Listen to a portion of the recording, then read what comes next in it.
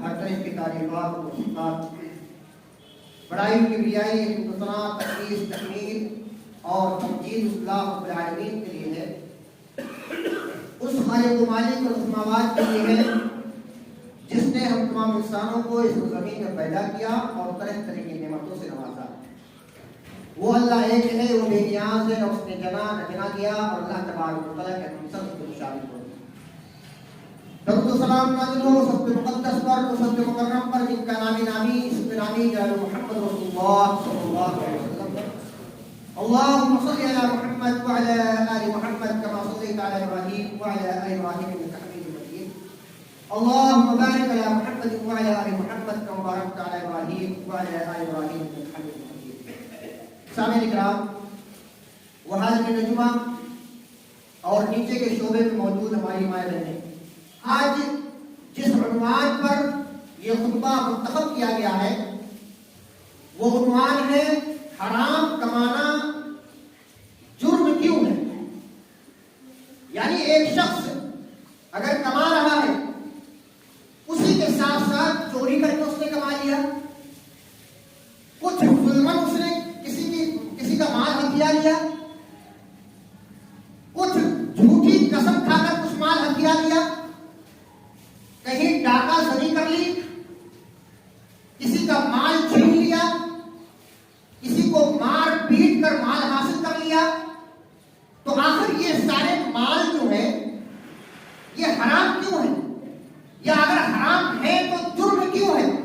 تو اس کا جواب سب سے پہلے یاد رکھیے، یہ جرم اس لیے ہے کہ یہ اخلاق کے خلاف ہے۔ بہترین اخلاق والے ایسا نہیں کرتے، اخلاق کے خلاف یہ عمل ہے۔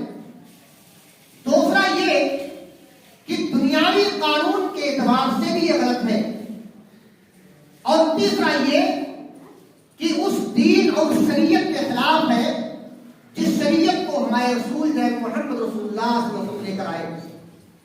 یہ بات اللہ کے خلاف بھی ہے اور جناب محمد رسول اللہ صلی اللہ علیہ وسلم کے خلاف بھی ہے۔ لہذا ان وجوہ کے پیش نظر حرام کمانا جرم ہے، اور صرف جرم نہیں، اس کو سنگین جرم یا شدید جرم کہا جا سکتا ہے۔ آئیے زیادہ تمہید نہ مان کر ڈائریکٹ ہم ٹاپک پر آتے ہیں۔ سورۃ النساء پارہ نمبر 5 آیت نمبر 29 میں اللہ فرماتا ہے، یا ایھا الذین آمنوا لا تأکلوا اموالکم بینکم بالباطل الا ان تکون تجارۃ عن تراض منکم۔ اللہ فرماتا ہے اے ایمان والو، اللہ تبارک و تعالیٰ ایمان والوں کو مخاطب کر رہا ہے، کیونکہ اللہ تبارک و تعالیٰ یہ جانتا ہے کہ جو مومن ہے، جو مسلمان ہے، وہی اللہ کے رسول کے فالوورز ہیں۔ اے ایمان والو، کسی کے مال کو یا آپس کے مال کو باطل طریقے سے نہ کھاؤ، الا یہ کہ تم تجارت کرو آپس کی بیع و شراء میں، آپس میں تجارت کرو، آپس میں خرید و فروخت کرو۔ یعنی اللہ تبارک و تعالیٰ بھی تجارت کو فروغ دیتا ہے، تجارت کے لیے کہتا ہے، اور نبی مکرم صلی اللہ علیہ وسلم نے بھی تجارت کے لیے کہا۔ لیکن اس کا مطلب یہ نہیں ہے کہ اگر کوئی شخص نوکری کرتا ہے تو وہ حرام ہے، ایسا نہیں ہے۔ بالکل اگر کوئی شخص نوکری کرتا ہے تو نوکری کر سکتا ہے، لیکن تجارت کے بارے میں اللہ اس رسول نے موٹیویٹ کیا ہے، تجارت کے بارے میں کہا ہے۔ یاد رکھیے، خریدنے والا بھی راضی ہونا چاہیے، بیچنے والا بھی راضی ہونا چاہیے۔ جب دونوں رضامند ہوں گے تب جا کر وہ تجارت کمپلیٹ ہوگی۔ اگر بیچنے والا ظلم کر رہا ہے خریدنے والے پر تو اس کا بیچنا اور اس کا مال کھانا یہ حرام ہے، اور اگر خریدنے والا بیچنے والے پر ظلم کر رہا ہے تو خریدنے والا جو مال خرید رہا ہے یہ بھی حرام ہے۔ اس کی چھوٹی سی مثال آپ کے سامنے میں دیتا ہوں۔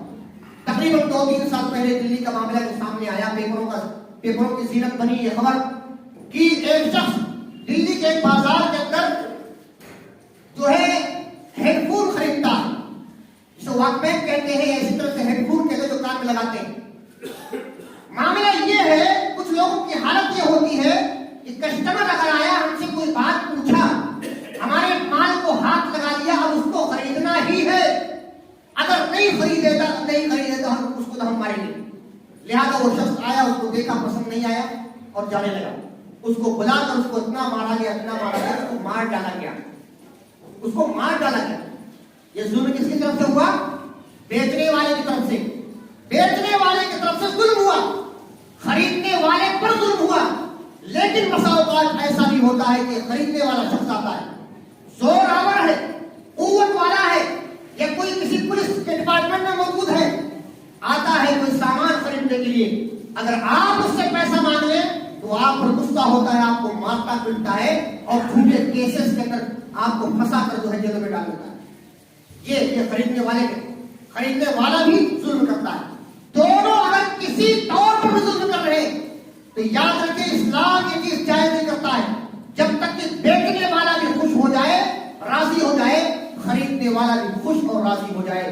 یہ ہے تجارت, اس کو بولتے ہیں تجارت. اور تجارت کا فروغ اللہ تبارک و تعالیٰ نے اس کے رسول صلی اللہ علیہ وسلم نے کیا. اس کے علاوہ آئیے دیکھتے ہیں ایک چیز اور ہے, رشوت دے کر مال کو ہتھیار لینا. اس پر آپ کا حق نہیں ہے, لیکن آپ نے کیا کیا یا ہم نے کیا کیا, کچھ مال دے دیا, اس کو لے لیا. وہ مال دینا رشوت کہلاتا ہے. یہ رشوت کے بارے میں اللہ کیا فرماتا ہے؟ اللہ تبارک و تعالیٰ سورہ بقرہ آیت 188 میں فرماتا ہے, وَلَا تَأْكُلُوا أَمْوَالَكُمْ بَيْنَكُمْ بِالْبَاطِلِ, اے لوگوں اپنے مالوں کو, آپس کے مالوں کو باطل طریقے سے نہ کھاؤ, باطل طریقے سے نہ کھاؤ. وَتُدْلُوا بِهَا لِلْحُكَّامِ لِتَأْكُلُوا فَرِيقًا مِنْ أَمْوَالِ النَّاسِ, اور حکام کو رشوت نہ دو کہ لوگوں کے مال کو ہتھیا لیا کرو. بالاسم, گناہ کر کے, ظلم کر کے, ستم کر کے, ظلم و ستم کر کے اس کے مال کو ہتھیا لیا. لوگوں کے مال کا ظلم آپ کا حق اس پر نہیں ہے. وَتُدْلُوا بِهَا لِلْحُكَّامِ, لیکن حاکموں کو, سرداروں کو آپ رشوت دے دیتے ہیں. رشوت دے کر وہ جو مال آپ کا حق نہیں ہے جس مال پر, اس مال کو اپنا بنا لیا. اللہ فرماتا ہے ایسا نہ کرو, تم پر حرام ہے یہ چیز. وَأَنْتُمْ تَعْلَمُونَ, اس حال میں تم جانتے ہو, جانتے بوجھتے ایسا کرنا یہ حرام ہے. ایک چیز, ایک بہت بہترین حدیث سنن ترمذی کی ایک صحیح روایت آپ کے سامنے حدیث نمبر 614 میں پیش کرنا چاہتا ہوں. حضرت کعب بن عجرہ رضی اللہ عنہ فرماتے ہیں کہ نبی مکرم صلی اللہ علیہ وسلم نے مجھ سے فرمایا, اور کیجیے گا, وہ اپنا واقعہ بیان کرتے ہیں. رسول اللہ صلی اللہ علیہ وسلم نے مجھ سے فرمایا, اے کعب بن عجرہ, میں تمہیں ایسے حکام اور امراء سے اللہ کی پناہ میں دیتا ہوں جو میرے بعد ہوں گے, میرے بعد آئیں گے. وہ اللہ کے رسول صلی اللہ علیہ وسلم کے زمانے میں نہیں ہے, نبی کریم صلی اللہ علیہ وسلم کے جانے کے بعد آئیں گے. اے کعب بن عجرہ, میں اللہ کی پناہ میں تمہیں دیتا ہوں ایسے حکام سے, ایسے امراء سے, ایسے سرداروں سے جو میرے بعد آئیں گے. جو شخص ان کے دروازے پر گیا, ان کے جھوٹ کی تصدیق کی, ان کے ظلم پر اس کی مدد کی, ایسے لوگوں کے بارے میں اللہ فرماتا ہے, نبی صلی اللہ علیہ وسلم فرماتے ہیں ایسے لوگ مجھ سے نہیں ہیں اور نہ میں ان سے ہوں. مسلمانوں کا طریقہ نہیں ہے, رسول کا طریقہ نہیں ہے. اور میرے پاس حوض کوثر پر ایسے لوگ نہیں آئیں گے.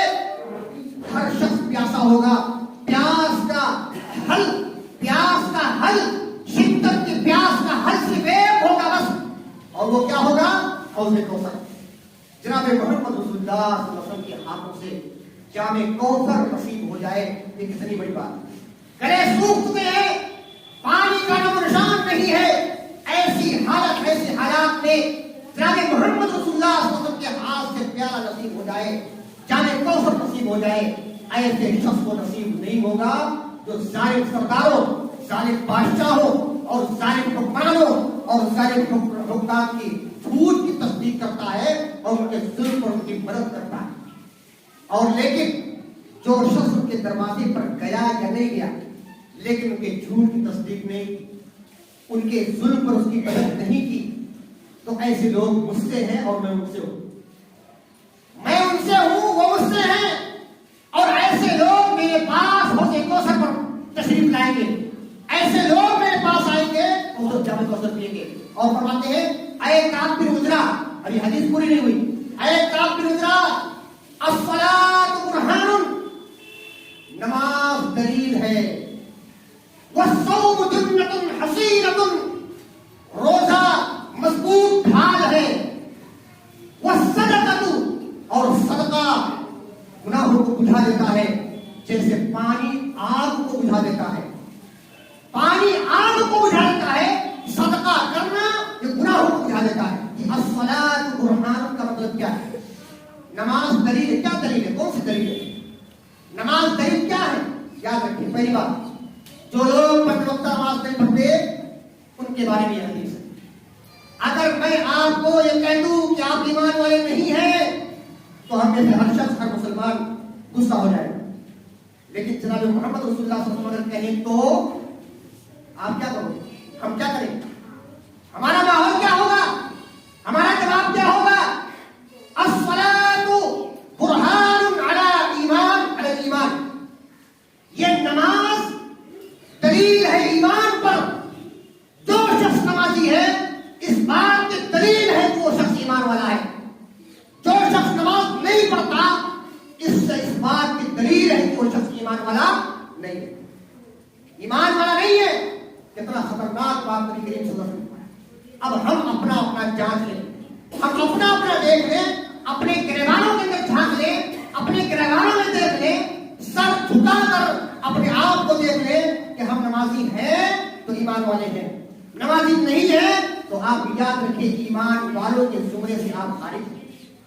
आप खारिज हैं। अस्सलातु बुरहान, नमाज दलील है ये, किस पर? अलल ईमान, ईमान पर दलील। और इस हदीस के आखिर में नबी सल्लल्लाहु अलैहि वसल्लम ने फरमाया, क्या फरमाया? ऐ काफिर मुजरा, जिस गोश्त को हराम माल से परवान चढ़ाया गया, वो गोश्त, वो बदन, वो जिस्म इस बात की ज्यादा मुनासिब है कि वो जहन्नम में जाए।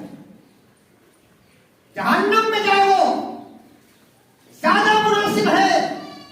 जो गोश्त एक आदमी हराम खाता है, अपने गोश्त को बढ़ाता है, वो गोश्त जो हराम से परवान चढ़ा है, वो गोश्त जो हराम माल से परवान चढ़ा है, ज्यादा मुनासिब है कि जहन्नम में जाएगी। अल्लाहु अकबर, अस्तगफिरुल्लाह। क्या होगा? किस तरह होगा? जहन्नम की वईद अल्लाह के रसूल सल्लल्लाहु अलैहि वसल्लम ने दी हराम माल की वजह से। याद रखिए। आइए कुछ चीजें, सिर्फ 3 चीजें देखते हैं। पहली चीज क्या है? चोरी करना। चोरी करना। बहुत सारे वाकयात और बेशुमार वाकयात, खासकर दिल्ली वगैरह में या इसी तरह से मुंबई वगैरह के अंदर बहुत सारे वाकयात हैं।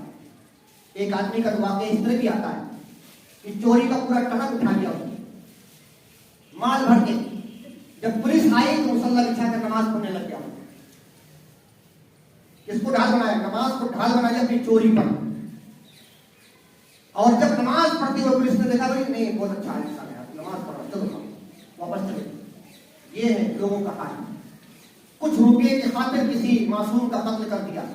ये सारे वाकयात भी होते हैं हमारे पास। चोरी का मामला बता, अल्लाह तबारक व तआला सूरह माइदा 12 के अंदर फरमाता है, वस्सारिक़ु वस्सारिक़तु फ़क़्तअू अयदियहुमा जज़ाअन बिमा कसबा नकालन मिनल्लाह वल्लाहु अज़ीज़ुन हकीम। अल्लाह के रसूल सल्लल्लाहु अलैहि वसल्लम को बताया गया और कहा गया, मुसलमानों को कहा गया है, मुसलमानों, तुम में से जो मर्द चोरी करता है और तुम में से जो औरत चोरी करती है, दोनों के हाथ काट दिया करो, हाथ काट दिया करो। कहा जाता है कि एक आदमी हरम के अंदर जाता है और वो भीड़ के अंदर रहता है, आपके साथ, आपके बाजू में, चुपके से पुलिस आती है, उसको उठा कर लेने चला, तो उसका हाथ काट देती है। हमें मालूम नहीं चला क्यों, क्या हुआ था, हमारे पास ही तो खड़ा था, आप नहीं देख रहे हो। पुलिस अंदर सैकड़ों कैमरे के साथ, 20 कैमरे के साथ अंदर बैठी देख रही। आप आगे देख रहे हो, तवाफ के अंदर मस्त हो, तवाफ इबादत के अंदर मस्त हो, और वो शख्स आपकी जेब काट रहा है, आपके पास उसको उठा के ले जाते हैं और उसका हाथ काट देते हैं। मामला क्या है? हाथ का काटना। अल्लाह फरमाता है, जज़ाअन बिमा कसबा, जो तुमने चोरी की है उसी का बदला ही हाथ काटना। नकालन मिनल्लाह, अल्लाह ताला की तरफ से इबरत है। इबरत है कि हाथ कटा हुआ है, इसका मतलब ये चोरी किया करता था, चोरी किया करता था ये शख्स। एक आदमी का हाथ काटो, 100 आदमी सुधर जाएंगे। एक आदमी को रज्म कर दो, किसी ज़ना पर रज्म कर दो, तो उसका मतलब ये होगा कि 1000 आदमी सुधर जाएंगे, उससे ज्यादा सुधर जाएंगे नहीं। बहुत बहुत खतरनाक वाकया है, बहुत खतरनाक अंजाम होने वाला। نبی مکرم صلی اللہ علیہ وسلم نے حدیث فرمائی عن ابی ہریرہ رضی اللہ عنہ عن النبی صلی اللہ علیہ وسلم قال لعن اللہ السارق یسرق البیضة، اللہ تبارک و تعالی چور پر لعنت برسائے، لعنت کرے جو ایک انڈے کی چوری کرتا ہے، فتقطع یدہ، اور اپنے ہاتھ کو کٹا لیتا ہے، اس کے ہاتھ کو کاٹ جاتا ہے، ویسرق الحبل، ایک رسی کی چوری کرتا ہے، فتقطع یدہ، اور اس کا ہاتھ کاٹ جاتا ہے۔ لیکن یاد رکھیے 3 درہم سے کم اگر کوئی شخص چوری کرتا ہے اس کا ہاتھ نہیں کٹا جائے، 3 درہم سے زیادہ، انڈا اتنے زیادہ قیمت کا ہے جو 3 درہم سے زیادہ کا ہے، وہ رسی اتنی زیادہ قیمتی ہے جو 3 درہم سے زیادہ ہے، تو پھر اس کا ہاتھ کاٹ دیا جائے گا۔ یہ ہے چوری کا معاملہ۔ اسی طرح سے دوسرا معاملہ آتا ہے، دوسرا معاملہ آتا ہے جوا کھیلنا، اور نوجوان خاص کر اس میں دھیان دیں، جوا کھیلنا۔ یہ جوا کھیلنا کیا ہے؟ بہت سارے لوگ راتوں رات کروڑپتی بننے کے لیے کلبوں کے اندر گئے، ہار جیت کی شرط پر کوئی گیم کھیلا، اور راتوں رات کروڑپتی ہونے کے لیے مہنگی لاٹری خرید لی، اور معلوم یہ ہوا کہ ایک آدمی کے نام لاٹری نکلی، اور جو ہزاروں لوگوں نے جو بھر کر رکھا تھا وہ سارے بھٹکنے لگے۔ یہ ہار جیت والا کھیل، ہار جیت والا گیم۔ اسی طرح سے اللہ تعالیٰ فرماتا ہے سورہ مائدہ پارہ نمبر 7 آیت نمبر 90، یا ایھا الذین آمنوا انما الخمر والمیسر والانصاب والازلام رجس من عمل الشیطان فاجتنبوہ لعلکم تفلحون۔ اگر کامیابی چاہتے ہو، یعنی اگر کامیابی چاہتے ہو تو اے ایمان والو شراب سے بچ جاؤ، جوئے سے بچ جاؤ، اور دھانوں سے بچ جاؤ، دھان جہاں پر شرک کی عبادت ہوتی ہے، والازلام فال نکالنے والے تیروں سے بچ جاؤ، رجسم یہ گندگی ہے، گندگی من عمل الشیطان، یہ شیطانوں کے کام، شیطانوں کے کام ہے، شیطانوں کے عمل ہے۔ فاجتنبوہ لعلکم تفلحون، اس سے بچ جاؤ، اس سے بچو، لعلکم تفلحون، تاکہ تم کامیاب ہو۔ یہاں پر اٹھ کر دیکھتے ہیں کہ ہمارا آج کا جو موضوع ہے وہ ہے المیسر۔ المیسر مانا ہوتا ہے جوا۔ جوا اس میں بہت ساری چیزیں، لیکن ساری چیزوں کو چھوڑ کر صرف جوئے جو بات کرتے ہیں۔ المیسر یہ یسر سے ہے، یسر اس معنی کیا ہوتا ہے؟ آسانی۔ المیسر کیوں نام رکھا گیا اس کا؟ کہتے ہیں مال بڑے آسانی سے جوا مل جاتا ہے، اسی لیے اس کا نام المیسر رکھا گیا۔ اور بہت سارے علماء یہ کہتے ہیں کہ جو بھی عمل اور جو بھی کام، جو بھی گیم اور جو بھی کھیل ہار جیت کے شرط پر ہو، ہار جیت کے شرط پر ہو، ایسے تمام کام، ایسے تمام کھیل، ایسے تمام گیم حرام ہے، حرام ہے ایسے تمام گیم۔ ہم میں سے بعض نوجوان جاتے ہیں منڈی کے اندر چلے گئے، کہیں اور چلے گئے، چھوٹے ہیں تو کہتے ہیں 10 روپیہ 20 روپے کا میچ، تم بھی ملا لو ہم بھی ملا لیں، جو جیتا اس کا 20 روپیہ ہو گیا۔ یہ جوا ہے۔ ہم اپنے بچوں کو، اور آپ اپنے بچوں کو، ہم سب اپنے اپنے بچوں کو روکیں اس ہار جیت کرتے ہیں۔ اسی طرح سے اور بہت ساری چیزیں، انڈیا پاکستان کا میچ ہو رہا ہے، اس پر کہہ دیا انڈیا جیتے گا تو اتنا 1000 روپیہ تمہیں دینا پڑے گا، اور ہار گیا تو میں تمہیں دوں گا۔ یہ کیا ہے؟ جوا ہے۔ یہ جوا ہار جیت کا کھیل ہے۔ دوڑ کا معاملہ، ہم یہاں سے جو وہاں تک دوڑیں گے، اگر دوڑ لیے تو تمہیں 1000 دینا پڑے گا، نہیں دوڑ سکا تو میں تمہیں جو ہے 1000 دوں گا۔ کیا ہے؟ جوا ہے۔ کہتے کیا؟ ہار جیت کے شرط پر طے ہونے والا کھیل جو ہوتا ہے وہ حرام ہوتا ہے۔ اور یہ چیز آپ دیکھ سکتے ہیں اسی آیت کریمہ کے اندر، تفسیر القرآن کریم کے اندر۔ اور تیسری جو سب سے اہم ہے وہ بات میں بتانے لگا، جھوٹی قسم کھا کر کسی کے مال پر قبضہ کر لینا، یہ سب سے خطرناک معاملہ آج معاشرے کے اندر ہے۔ آج معاشرے کے اندر ہے یہ، اور وہ بڑی بڑی چیزیں جو سود اور بیاج وغیرہ ہے، انشاءاللہ تبارک و تعالیٰ پھر کبھی دیکھا جائے گا، لیکن اس سے پہلے خطبات اس سے گزر چکے ہیں، لہٰذا ساری چیزیں لے لیں۔ جھوٹ بول کر کسی کے مال پر قبضہ کر لینا، جھوٹی گواہی دے دینا، اور وہ چاہے تھوڑا ہو یا زیادہ ہو۔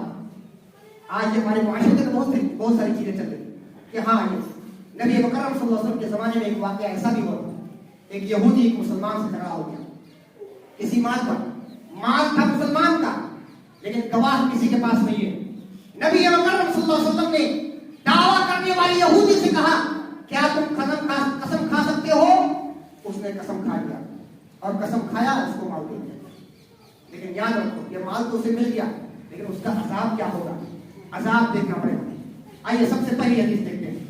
اللہ کے رسول صلی اللہ علیہ وسلم نے فرمایا تم میں سے جو شخص جھوٹی بات کہے گا, جھوٹی قسم کھا کر کسی کے مال پر قبضہ کر لیتا ہے تو کل قیامت کے دن اس حال میں ملے گا اللہ تعالیٰ سے کہ اللہ تعالیٰ اس پر غضبناک ہوگا, بہت زیادہ غصہ ہوگا, غضبناک ہوگا, اس پر غصہ ہوگا اللہ تبارک و تعالیٰ.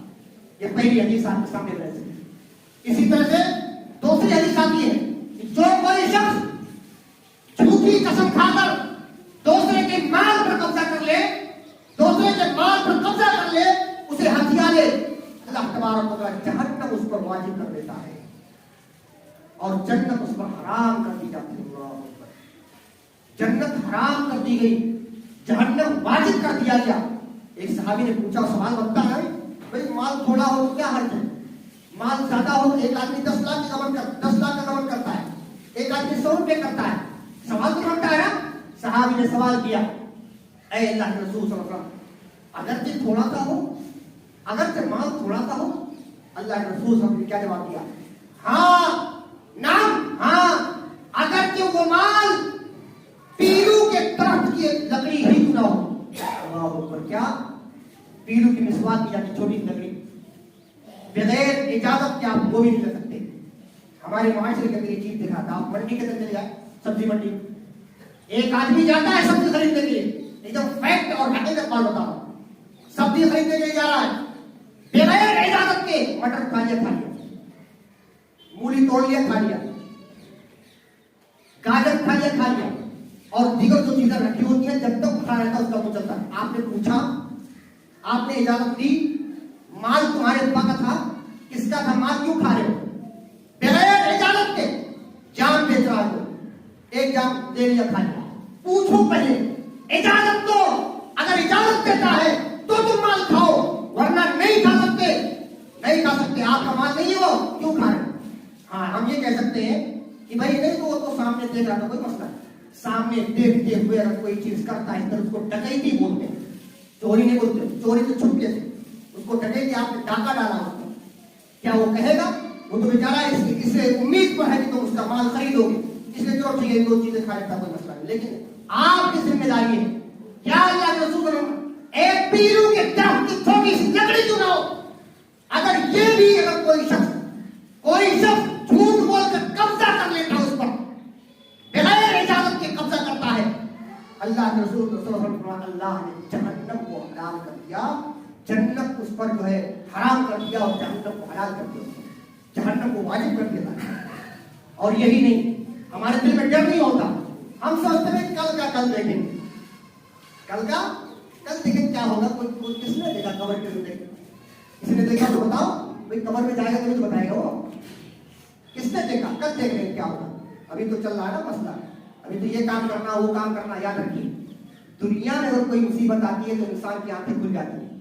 تو یاد رکھیے, کیا دنیا میں مصیبت نہیں آئے گی؟ آئے گی ان لوگوں پر جو جھوٹ بول کر مال کو ہتھیا لیتے ہیں, ایسے لوگوں پر دنیا کے اندر عذاب آئے گا. میں حدیث پڑھنے لگا, اور صحیح حدیث, اصل سے تو صحیح ہے کہ اللہ معلوم ہے کتاب میں وصول کیا, صحیح حدیث ہے. اللہ کے رسول صلی اللہ علیہ وسلم کا حدیث آتی ہے, اللہ کے رسول صلی اللہ علیہ وسلم نے فرمایا من قطع رحما او حلف على يمين فاجرة رعا وباله قبل ان يموت. صحیح حدیث آپ کے سامنے میں نے پیش کیا. حضرت ہریرہ رضی اللہ فرماتے ہیں, نبی کریم صلی اللہ علیہ وسلم نے فرمایا, مرفوع حدیث ہے, نبی صلی اللہ علیہ وسلم نے فرمایا من قطع رحما, جس نے رشتہ داریوں کو کاٹا. رشتہ داروں کی بات آگے تو ایک بات میں واضح کر دینا چاہتا ہوں, ہمارے معاشرے کے اندر اور ہماری طرف بھی یہ عام ہے, وہ ہمیں بلائے گا دعوت میں تو ہم اسے بلائیں, اگر اس نے دعوت میں نہیں بلایا تو ہم نے تعلق کر دیا, ہم نے تعلق ختم کر لیا. یاد رکھیے, صلہ رحمی کرنا, رشتہ داریوں کو جوڑنا ہوتا کیا ہے کہ آپ جانتے ہیں, حدیث میں یہ بات ہے, کیا ہے, کہتے ہیں جوڑنا اسے کہتے ہیں کوئی شخص کاٹ رہا ہے آپ جوڑو, آپ کی طرف سے کوئی غلطی نہیں ہونی چاہیے, وہ دور بھاگ رہا ہے آپ اس کے نزدیک جائیے, اس کو جوڑنا بولتے ہیں. اور یاد رکھیے, دھاگا لیجیے, دھاگے کو توڑ دیجیے, اور دو کو توڑنے کے بعد جب تک اگر جوڑنا ہو دونوں کے درمیان, جب تک ان کو قریب نہیں لاؤ گے آپ جوڑ نہیں سکتے. یہ بات ہے. اسی طرح سے دوسری کیا؟ او حلف علی یمین فاجرۃ، یا اس نے جھوٹی قسم کھا لی تو کیا ہوگا؟ رعا وبالہ قبل ان یموت، مرنے سے پہلے اس کا انجام وہ دیکھ لے گا دنیا کے اندر. اور مرنے سے پہلے ظاہر کے بعد انسان دنیا ہی میں ہوتا ہے. دنیا کے اندر اس کو وبال، دنیا کے اندر اس کی سزا، دنیا کے اندر اس کا وبال مرنے سے پہلے سے دنیا کے اندر دیکھے گا.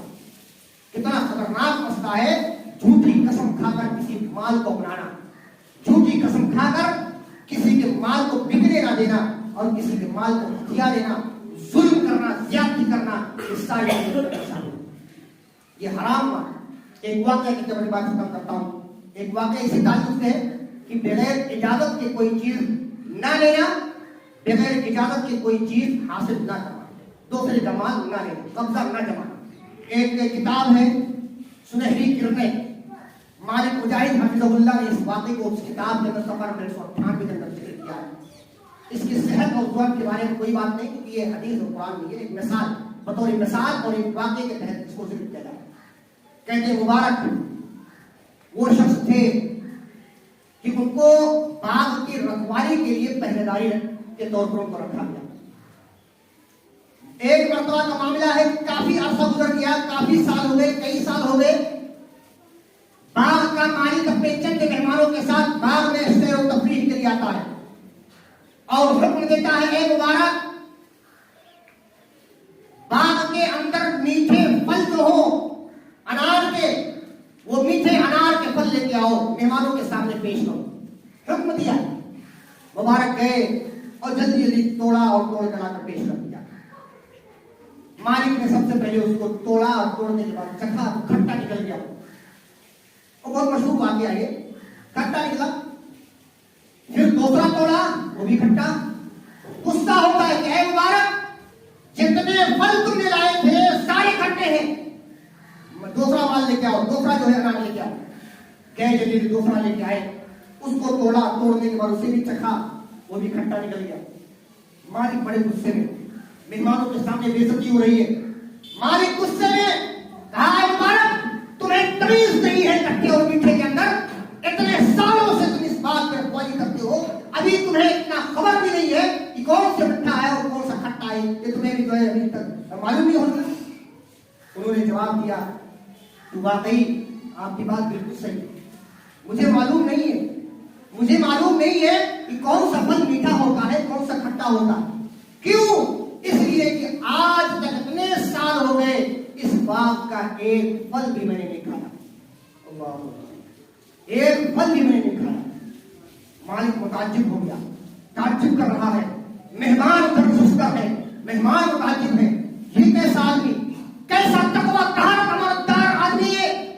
کہا کیوں؟ مالک نے کہا کیوں نہیں کھایا، وجہ کیا بنی؟